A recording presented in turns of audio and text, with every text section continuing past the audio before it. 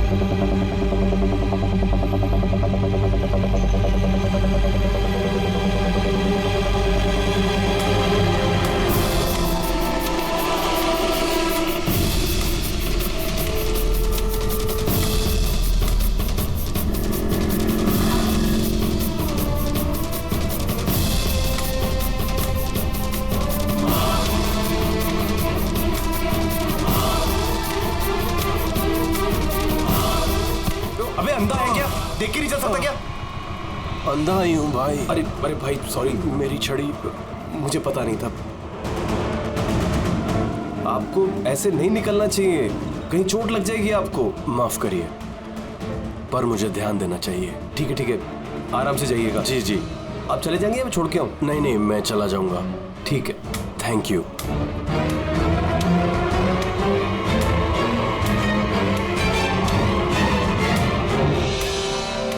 क्या हो गया यार, ये इतना दर्द क्यों हो रहा है?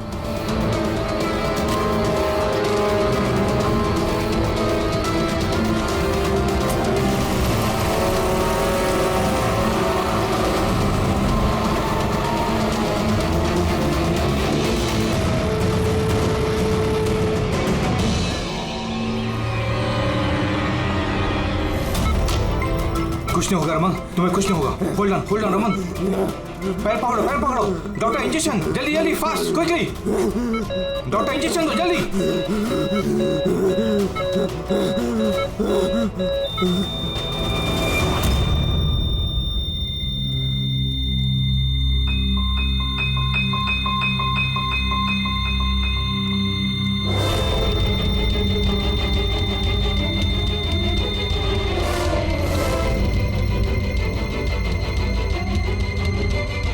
Oh my God, he's dead.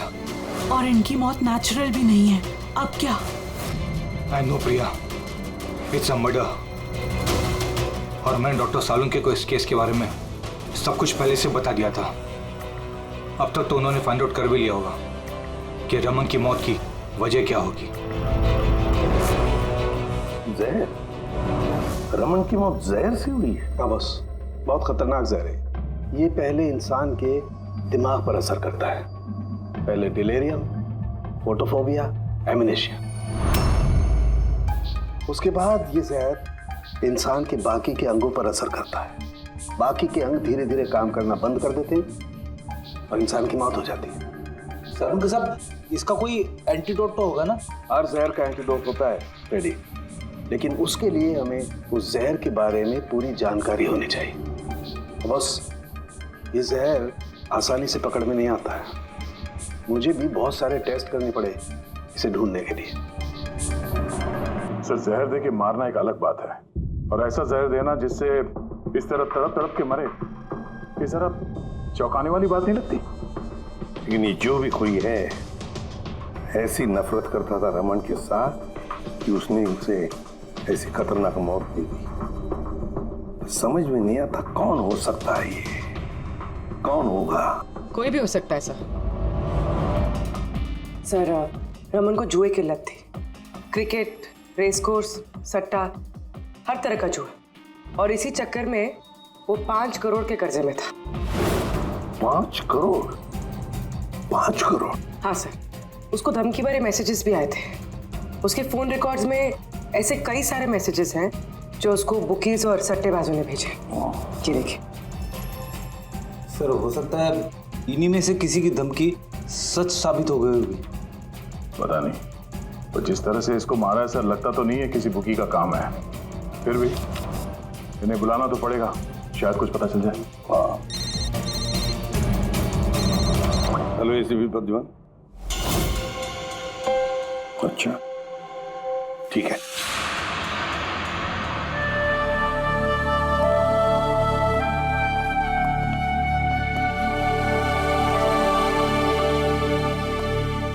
आप रमन का चचेरा भाई हितेन।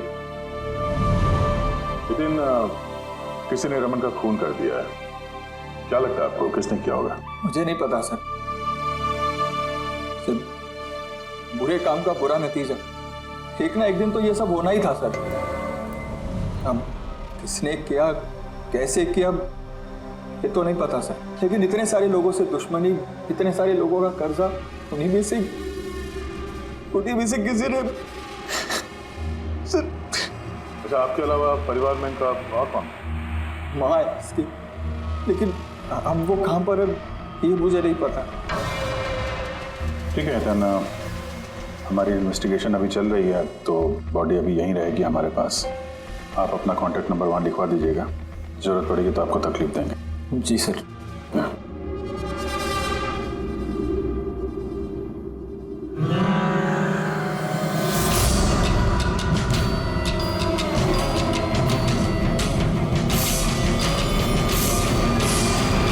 लगता उतना दुखी है नहीं जितना ही दिखा रहा है।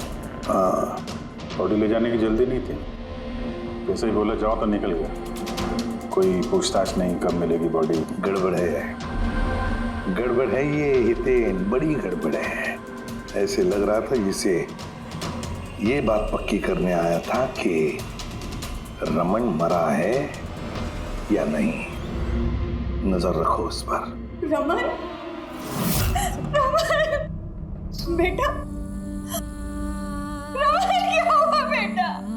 रमन, मैम आप बेटा है मेरा रमन। माँ मैं इसकी वसुंधरा। बेटा क्या हुआ? मैं तो तेरा इंतजार करती रही कि तू आएगा और मुझे घर ले जाएगा एक दिन, पर तू तो इतना दूर चला गया बेटा। रमन, तो आप अपने बेटे रमन के साथ नहीं रहती थी? जी नहीं सर। आप? सर मेरा नाम मदन है। भगवान, मुझे क्यों बिठा रखा है यहाँ पे? उठा लेता मुझे ही। संभालो अपने आप को। और कितना रोग इस नालायक के लिए। इसको अपनी करनी की सजा मिली है। नहीं बेटा, ऐसा मत कहो। चाहे जैसा भी था, बेटा था मेरा। क्यों, ऐसा क्या किया था इसने इनके साथ? इन्हें अपने ही घर से बाहर निकाल दिया, सड़क पर छोड़ दिया अकेले। ऐसा क्यों? बोला माँ बहुत कर्जा है, घर बेचना पड़ेगा और मेरा खर्चा भी नहीं उठा सकता, इसीलिए मुझे छोड़ दिया। और फिर क्या करती सर, ठीक से दिखाई नहीं देता। कहाँ जाती मैं?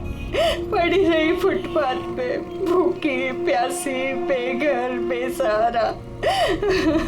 फिर शायद भगवान को दया आ गई और उसने उस फरिश्ते को भेज दिया। उसका चेहरा तो नहीं देखा मैंने, लेकिन उसने मुझे अपने साथ चलने के लिए कहा और मैं चली गई। एक बड़ा आदमी मुझे इसके पास ले गया। सर दरअसल मेरी एक संस्था है, संयुक्त वृद्धाश्रम। हम वहाँ पर कोशिश करते हैं कि इन जैसे बुजुर्गों को घर जैसा प्यार और सम्मान मिल सके। माँ जी मुझे वृद्धाश्रम के गेट पर मिली थी एक चिट्ठी के साथ, जिसमें लिखा था कि इनका ख्याल रखना। बस उसी दिन से संयुक्त वृद्धाश्रम इनका घर बन गया। आज सुबह लैंडलाइन पे फोन आया कि इनके बेटे की मौत हो गई है। बस इनसे रहा ही नहीं किया। माँ है ना। मेरी आपसे विनती है, इसके कातिलों को छोड़ना मत सर। जरूर सजा दिलवाना सर, जरूर सजा दिलवाना। देखिए माँ जी, मैं आपसे वादा करता हूँ, हम रमन के कातिल को नहीं छोड़ेंगे, उसे कड़ी से कड़ी सजा दिलवाएंगे। आप प्लीज चिंता मत कीजिए। थोड़ा ख्याल रखिए अपना। मदन, इनका ख्याल रखना। और एक बात, किसी भी चीज की आप लोगों को जरूरत पड़े तो हमें जरूर याद करना। कमाल है तारिका। हॉस्पिटल के डॉक्टर्स की रिपोर्ट के हिसाब से इसकी जांघ पर ये जो निशान है ना, ये या तो किसी एलर्जी का है या फिर किसी जहरीले कीड़े मकोड़े के डंक का निशान है।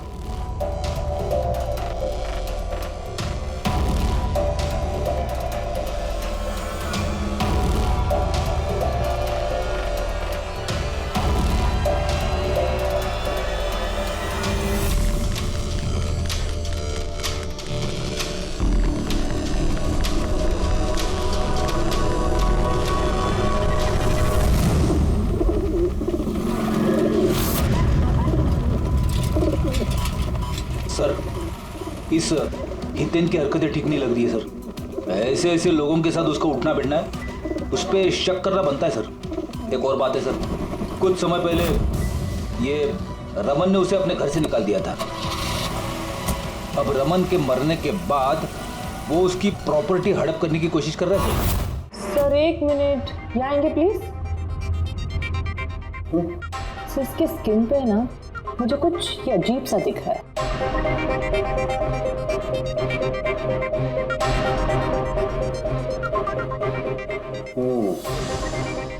तारिका, ये जो अजीब सी चीज है ना, दरअसल ये पैराफिन है। पैराफिन? मोम। अरे तो इसका मतलब वो जहर इसके थाई में नहीं इंजेक्ट किया गया? किया गया। वो जहर इसकी थाई में ही इंजेक्ट किया। तो फिर ये मोम कहाँ से आया? मोम कहाँ से आया? तारिका, यहाँ से खूनी ने जहर इंजेक्ट किया। दरअसल ये जहर मोम से, पैराफिन से कोटेड था, इसीलिए इसकी इस चमड़ी पर भी और इसके खून में भी हमें पैराफिन मिला है। क्योंकि खूनी नहीं चाहता था कि ये जहर तुरंत इसके शरीर में जाकर के असर दिखाए, इसलिए उसने इसे कोट कर दिया। और ये जो जहर है, इसको माइन, ये एक बायो पॉइजन है, जैविक जहर। खूनी ने इसे मोम से कोट किया, इसके शरीर में इंजेक्ट किया और फिर इसके शरीर की गर्मी से मोम पिघलने लगा और वो जहर इसके खून में मिलकर के अपना असर दिखाने लगा। मतलब ये जहर किसी लिक्विड फॉर्म में नहीं बल्कि पैलेट यानी छोटी गोली के फॉर्म में इसके शरीर में डाला गया है। एग्जैक्टली।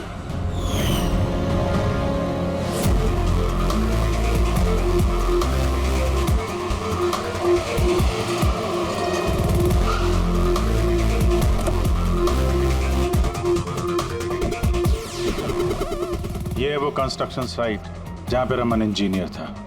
उसके कोलीग बता रहे थे कि यहाँ से निकलने के बाद उसको कुछ पैर में तकलीफ हुई है।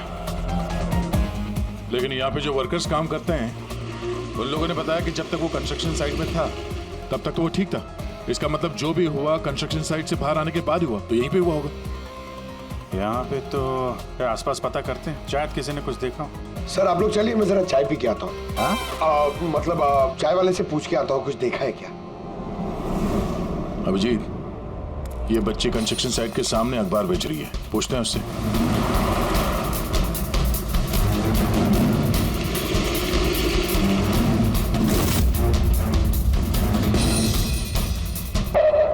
क्या नाम है बेटा आपका? चुटकी। चुटकी? अच्छा बेटा जरा ये देखो, ये फोटो देखो ध्यान से। इनको जानती हैं, पहचानती हैं? हाँ, ये अंकल तो हमेशा मुझसे अखबार खरीदते थे, पर 3 दिन से ये नहीं आए। तो 3 दिन पहले आपने इस अंकल को यहाँ पे देखा था? हाँ, एक आदमी के साथ ये टकरा गए थे, इनको चोट भी लगी थी। वो आदमी बहुत अजीब था। अजीब मतलब? अबे अंधा है क्या? देख के नहीं चल सकता क्या? अंधा ही हूं भाई।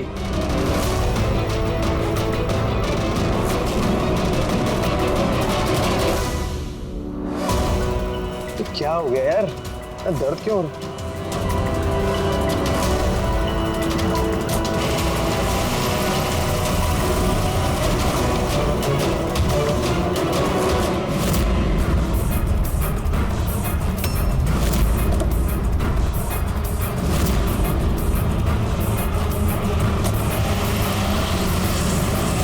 तो अंधा नहीं था और उसी ने हमला किया रमन पे। अच्छा बेटा, आप वो जो अंकल थे उनको पहचान सकते हो? देखा था आपने उनको ठीक से? नहीं। अच्छा, वो कार का नंबर देखा आपने? नहीं अंकल, वो अंकल को कार चलाते देख मैं एकदम चौंक गई थी, इसलिए कार का नंबर याद नहीं है। पर क्या बात है अंकल, इंजीनियर अंकल ठीक तो है ना? नहीं बेटा, उन्हें कुछ नहीं हुआ। वो अभी किसी दूसरे कंस्ट्रक्शन साइट पे चले गए, अब वो यहाँ पर नहीं आएंगे। Thank you. आप इस समय अखबार बेच रही हो, स्कूल नहीं जाती आप?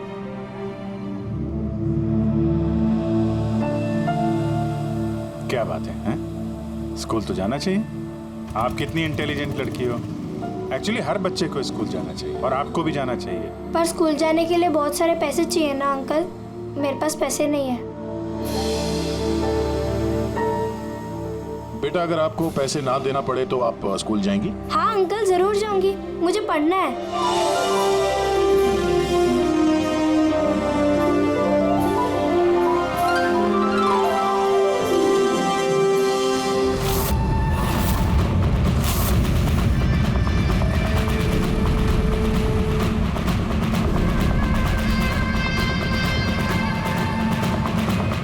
समीर, अब तुम्हारी बारी।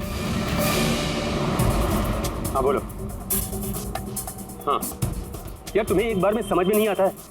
देखो, मैंने तुम्हें पहले भी कह दिया है कि तुम कुछ भी कर लो, मैं इस खंडहर के लिए एक कौड़ी भी खर्च नहीं करने वाला।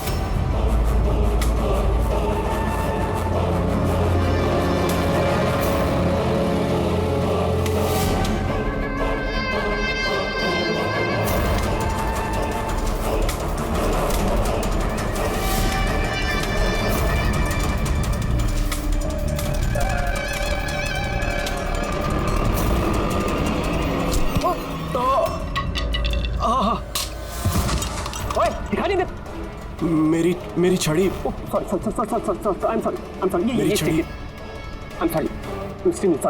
अब आपको कहीं लगी तो नहीं? आप ठीक है ना? मैं आपको कहीं ड्रॉप कर दूं? नहीं नहीं, मैं ठीक हूँ, मैं चला जाऊंगा। आप ठीक है ना? नहीं, I'm okay।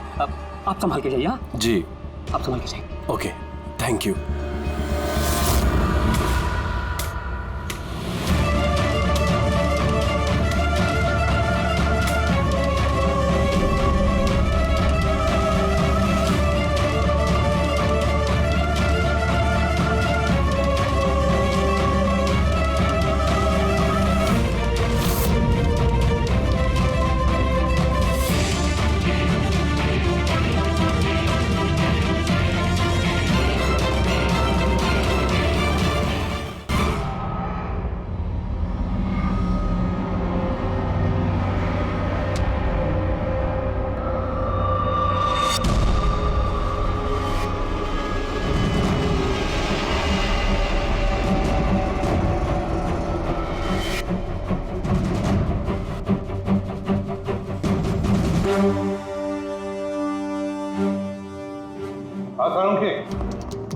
क्या पता चला? बस इस आदमी को जो जहर दिया गया ना, वो भी किसी पौधे से ही बनाया गया है। क्या? ये भी किसी पौधे से? हाँ बस, लेकिन ये कौन सा जहर है, ये अभी तारिका पता कर रही है। इस जहर का नाम है रिकिनस कम्युनिस, और ये जहर पहले वाले जहर से भी बहुत ज्यादा तेज और खतरनाक है। रिकिनस? अब ये किसी पौधे का नाम है क्या? हाँ फ्रेडी, ये किसी पौधे का नाम है। और बॉस, ये कोई आम पौधा नहीं है, बहुत मुश्किल से मिलता है। और खूनी जो कोई भी हो बॉस, उसे पौधों के बारे में बड़ी अच्छी जानकारी है। हाँ, जानकारी तो होनी चाहिए पौधों के बारे में, तभी तो लेकिन सर, इन हत्याओं की वजह क्या है? ना तो हमें रमन की हत्या का कारण पता है और ना समीर का, और दूर दूर तक इन दोनों का एक दूसरे से कोई संबंध ही नहीं है। सर, समीर और रमन के बीच में एक चीज तो कॉमन है। क्या? माय गॉड, तो ये है वो कड़ी जो समीर और रमन को जोड़ती है। तो क्या दोनों ने एक ही गलती की? जी सर, रमन की तरह समीर ने भी अपने बूढ़े और कैंसर पेशेंट पिता को घर से निकाल दिया था। हमने उनके बारे में छानबीन की और एक ऐसे शख्स से मिले जिन्होंने समीर के पिता को ढूंढने में मदद भी की और इस केस को एक नया मोड़ दिया। कौन है वो? सर, ये डॉक्टर दिनेश है। Hello sir. कैंसर सेंटर के चोरी। समीर के पिताजी का इलाज यही कर रहे थे। डॉक्टर दिनेश, जरा एक बात समझाइए। समीर ने अपने पिताजी को घर से बाहर निकाला था, तो फिर ये समीर के पिताजी आपके यहाँ कैसे पहुंचे, आपके कैंसर सेंटर में? किसी ने उन्हें हॉस्पिटल पहुंचा दिया था। मैं हॉस्पिटल पहुंचा ही था जब मैंने इनको देखा। ये चेयर पे बैठ के कुछ बड़बड़ा रहे थे, हाथ में लिफाफा था। मैंने पूछा कि कौन है, लेकिन इनको कुछ याद नहीं था। मैंने उनके हाथ से लिफाफा लिया। पैसों के अलावा उसमें एक चिट्ठी भी थी। उसमें लिखा था कि इनको कैंसर है और हम इनको अपने यहाँ एडमिट करके इलाज शुरू करें।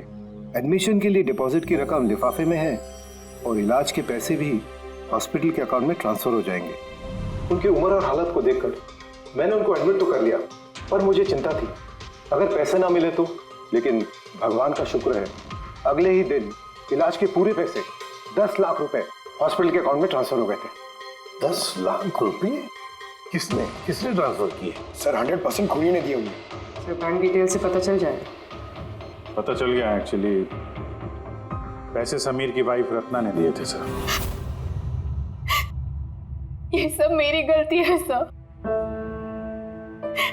मेरी वजह से समीर की जान चली गई। मैंने ही उसे उकसाया था। पिताजी की देखभाल में काफी प्रॉब्लम हो रही थी और सारी प्रॉपर्टी और सब हमारे नाम पर हो ही चुका था, तो मैंने ही समीर को कह के पिताजी को घर से निकलवा दिया। शर्म नहीं आती तुम्हें? समीर के पिता तुम्हारे भी पिता समान थे, उनको ही घर से निकाल दिया। ये सब करने के बाद फिर उनकी इलाज के लिए 10 लाख रुपए क्यों दिए? मुझे किसी ने धमकी दी थी सर कि अगर पिताजी के इलाज के लिए 10 लाख रुपए नहीं दिए तो वो समीर को और मुझे मार देंगे। सर, मैंने उन्हें 10 लाख रुपए दे दिए, फिर भी उन्होंने समीर को मार दिया। और अभी भी कहा है कि अगर हर महीने पिताजी के इलाज के लिए 50,000 रुपए नहीं दिए तो वो मुझे भी मार देंगे। किसी पे शक है तुम्हें? नहीं। उसके बारे में कुछ याद है?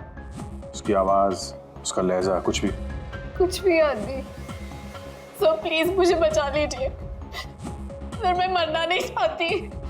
सर मैं पिताजी को घर ले आऊंगी, मैं अपने उनकी पूरी देखभाल करूंगी, पूरी कोई तकलीफ नहीं होगी। सर आप प्लीज मुझे बचा लीजिए। घबराओ मत। सर प्लीज मुझे बचा। कुछ नहीं होने देंगे तुम्हें हम। तो भी जिस नंबर से इसे धमकी भरे कॉल आते थे, वो नंबर ले लो और पता करो कहाँ का है। आप चलिए।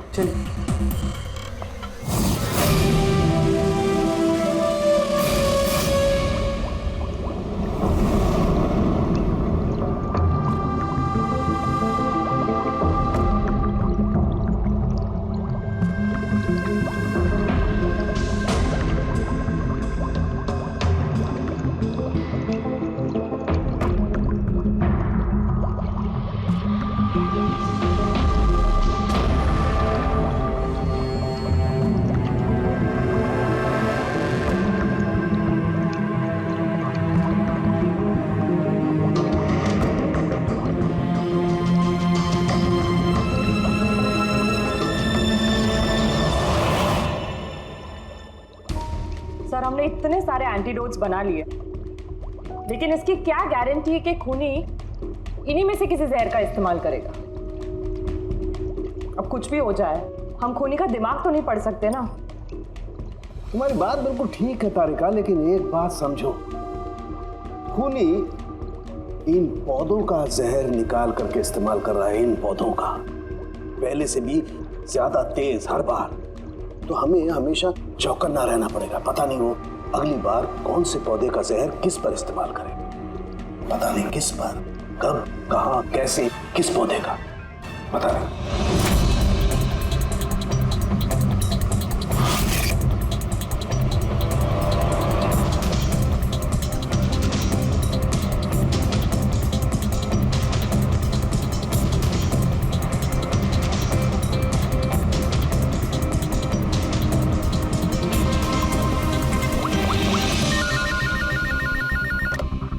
हेलो।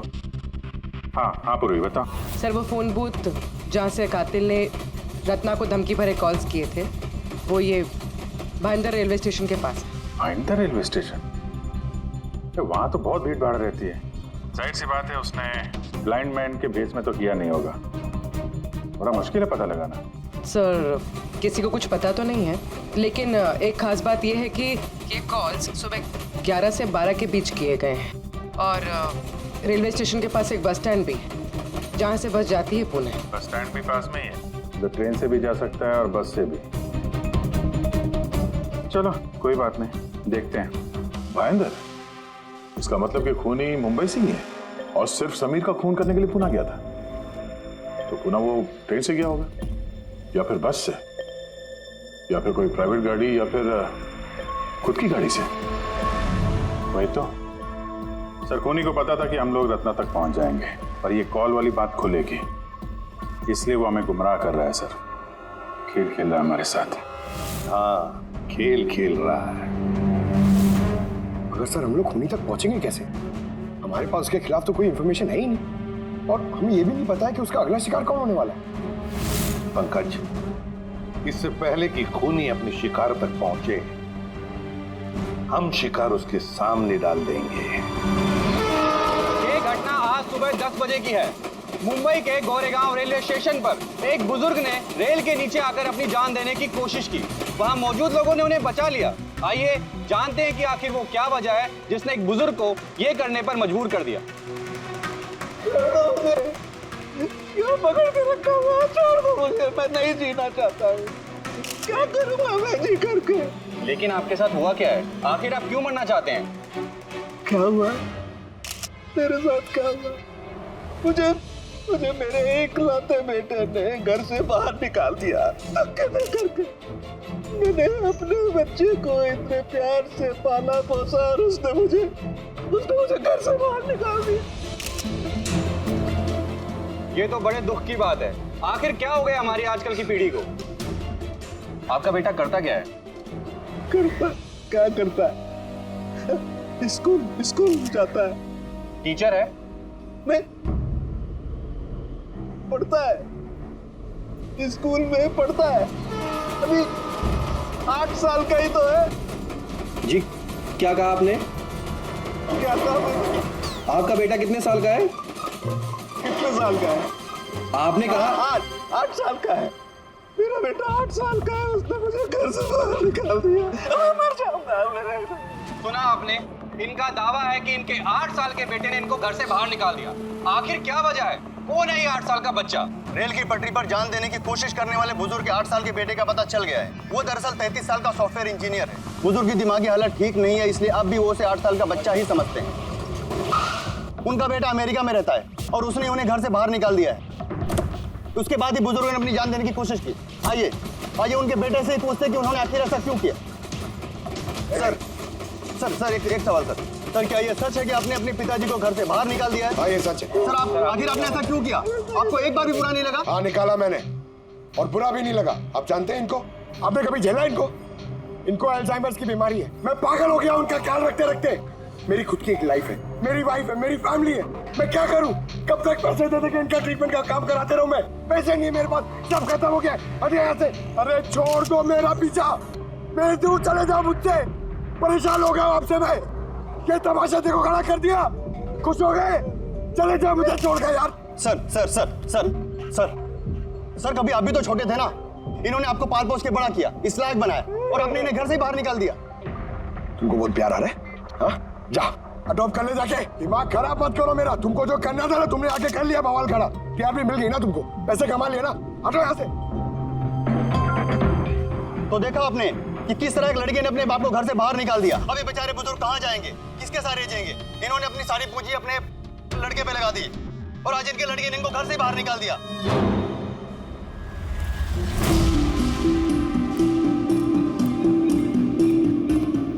बड़े बच्चे गुब्बारे गुब्बारे ले लो जल्दी, गुब्बारे वाला गुब्बारे ले लो। अरे बेटा गुब्बारे गुब्बारे गुब्बारे ले लो, गुब्बारे वाला गुब्बारे ले लो, गुब्बारे गुब्बारे ले लो, गुब्बारे गुब्बारे ले लो बेटा, गुब्बारे गुब्बारे ले लो, गुब्बारे गुब्बारे वाला गुब्बारे गुब्बारे ले लो।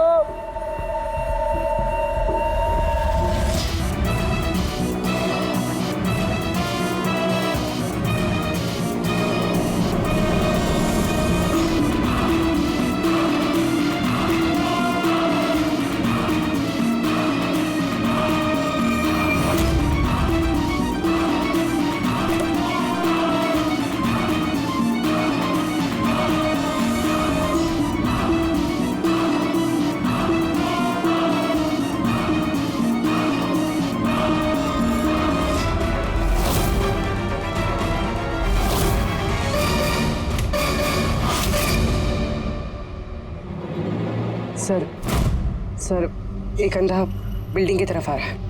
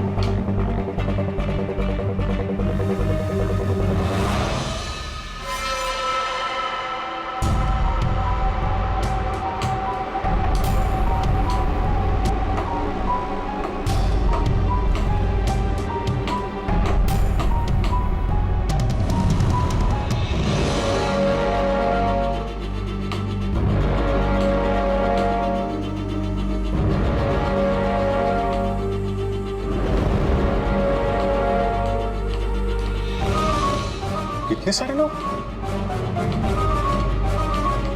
सर इतने सारे अंधे एक साथ? हमने तो एक सोचा था, यहाँ तो 8-10 निकले। लगता है ये कोई चाल है। एक मिनट आप लोग रुकिए। एक मिनट, यहाँ कैसे आ गए आप लोग? ये आप सब कहाँ हैं आप लोग? यहाँ क्या बात है? हाँ? क्या हुआ? यहाँ आंखों का फ्री चेकअप होने वाला है। संपत है आप? संपत? उसने ही बुलाया था हम लोगों को। देखिए यहाँ पे ऐसा कोई शिविर नहीं है। कौन संपत कौन है? किसने बुलाया आपको? उसने ही तो बुलाया था यहाँ।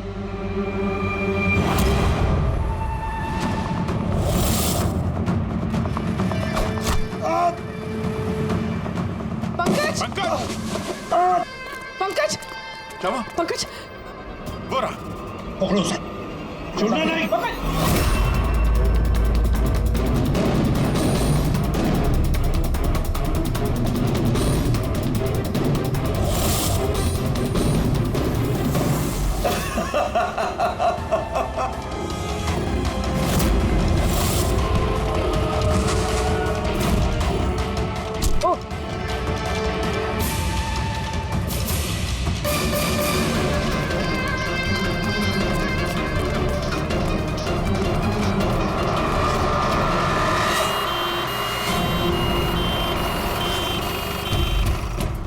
आजा, जल्दी आजा।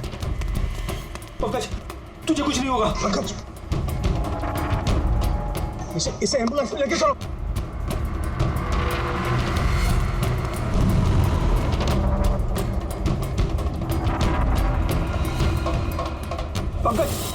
पंकज तुझे कुछ नहीं होगा। पंकज तारिका ये लो, इससे जहर का पता करो।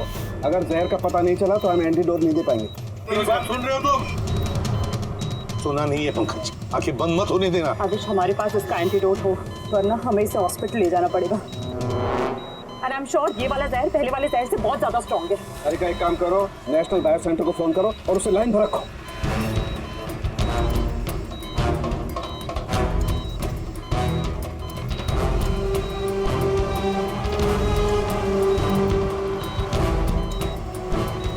पंकज डोंट वरी, पंकज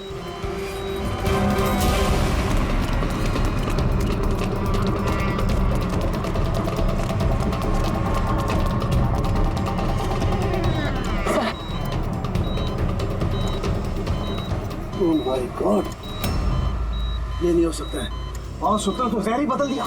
लेकिन सर हमारे पास इतने सारे एंटीडोट्स हैं, कोई ना कोई तो काम करेगा ना। कोई काम नहीं करेगा बॉस, ये पौधे का जहर ही नहीं है, उसने जहर बिल्कुल बदल दिया है। अब क्या होगा सर? करना कुछ यार। पंकज कीप ब्रीदिंग, सब ठीक हो जाएगा। हाँ